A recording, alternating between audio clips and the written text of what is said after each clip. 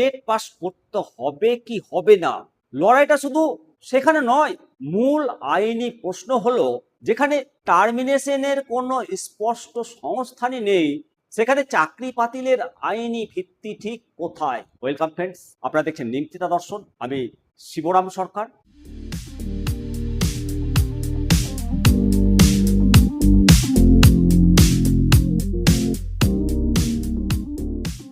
আজকের এই প্রতিবেদনটা কোনো আবেগ নয়। আজকের এই তোলা যুক্তিটি প্রশাসনিক এবং সাংবিধানিক আইনের অত্যন্ত গভীরে মৌলিক একটি প্রশ্ন সামনে এসছে। যোগ্যতার শর্ত বনাম শাস্তিমূলক বিধান। RTE অ্যাক্ট 2009-এর 23-1 এবং 23-2 প্রভিশন অনুযায়ী শিক্ষকদের মিনিমাম কোয়ালিফিকেশন অর্জন করা বাধ্যতামূলক। কিন্তু এই বিধানে যোগ্যতা অর্জন না করলে সরাসরি চাকরি থেকে টার্মিনেশন করা হবে এমন কোনো স্পষ্ট ক্লজ অন্তর্ভুক্ত নেই। টার্মিনেশন ক্লজ সংবিধান এবং সার্ভিস রুলের ভূমিকা কি জানা দরকার। সরকার পোষিত শিক্ষকদের কর্মজীবন নিয়ন্ত্রিত হয় সংশ্লিষ্ট রাজ্যের নিজস্ব সার্ভিস রুল এবং ভারতীয় সংবিধানের আর্টিকেল 311 নম্বর বা সমতুল্য স্বাভাবিক ন্যায় বিচার নীতির ওপর। কোনো সংবিধিবদ্ধ আইনে স্পষ্ট বরখাস্তের ধারা না থাকলে কেবলমাত্র যোগ্যতা না থাকার কারণে চাকরি স্বয়ংক্রিয়ভাবে অটোমেটিক সিলেকশন অফ সার্ভিস হবে, নাকি তাদের ডিমোশন হবে, ইনক্রিমেন্ট রোধ করা হবে বা প্রশাসনিক অন্য কোনো পদে রাখা হবে, সেটি নির্ধারণের দায়িত্ব আইন প্রণেতা ও প্রশাসনিক সার্ভিস বিধিমালার অন্তর্গত। বিচার বিভাগীয় সক্রিয়তা বনাম আইনি প্রশ্ন। আদালত আইনের ব্যাখ্যা করতে পারে, কিন্তু নতুন কোনো শাস্তিমূলক ব্যবস্থা বা টার্মিনেশন ক্লজ নিজে থেকে তৈরি করতে পারে না।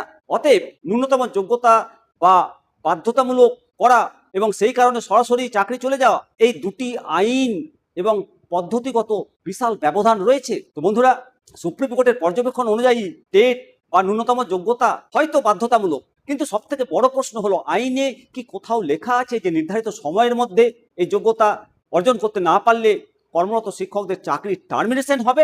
RTE অ্যাক্ট এর 23 নম্বর ধারাটি এবং 23-2 ধারাটায় স্পষ্ট লেখা আছে, বলা আছে যে শিক্ষকদের ন্যূনতম নির্দিষ্ট যোগ্যতা অর্জন করতে হবে এবং আইন চালুর সময় যারা কর্মরত ছিল তাদের নির্দিষ্ট মেয়াদে সেই যোগ্যতা অর্জন করতে হবে। কিন্তু আইনের কোথাও এই কথাটা লেখা নেই যে এই যোগ্যতা অর্জন না করলে চাকরি থেকে সরাসরি বরখাস্ত করা হবে। কোনো স্ট্যাটুটরি টার্মিনেশন প্রভিশন কি RTE আইনের কোথাও লেখা আছে?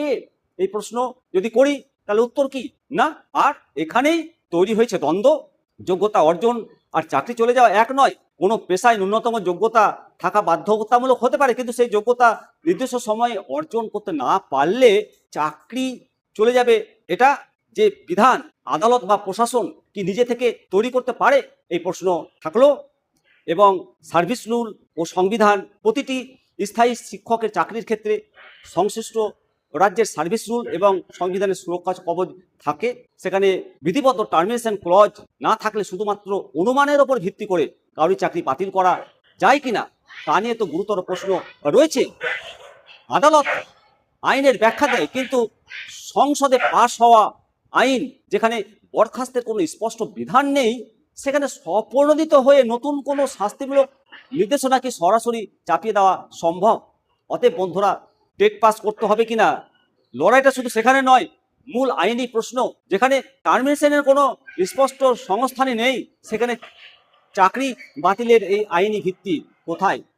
অবশ্যই আপনাদের মতামত কমেন্ট সেকশনে করবেন। ভালো থাকবেন। জয় হিন্দ, বন্দে মাতরম, ভারত মাতা কি জয়।